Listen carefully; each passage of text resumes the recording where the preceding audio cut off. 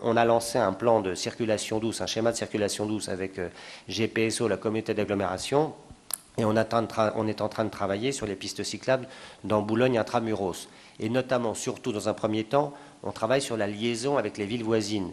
Et notamment, on est en train d'aménager une piste cyclable sur le pont de Saint-Cloud qui va permettre d'aller du rond-point Rail-Danube au parc de Saint-Cloud en vélo.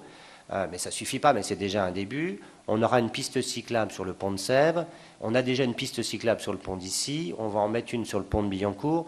Donc on va travailler sur les grands axes. Et notamment, on va travailler aussi sur l'avenue Pierre-Grenier, qui est un contrat de, je sais pas, un contrat d'axe, voilà. Un contrat d'axe avec la RATP, avec la région, le département et la ville et GPSO.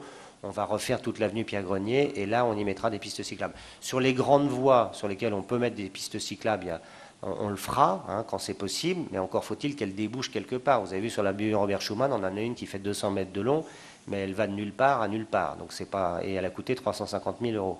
Donc il faut effectivement que ça soit cohérent. À un moment, j'avais osé émettre l'idée qu'on puisse supprimer toute une longueur de stationnement de voitures dans la rue d'Aguesseau et une autre dans la rue de Billancourt, parce que ce sont deux rues qui traversent Boulogne en nord-sud, qui permettraient aux gens du sud d'aller vers le bois de Boulogne et les gens du nord d'aller effectivement sur les quais de Seine au trapèze, puisqu'on pourra accéder, j'espère très rapidement, à la Seine par le trapèze. Ce sera le seul endroit à Boulogne-Billancourt où on pourra avoir un contact direct avec la Seine, justement, de la ville.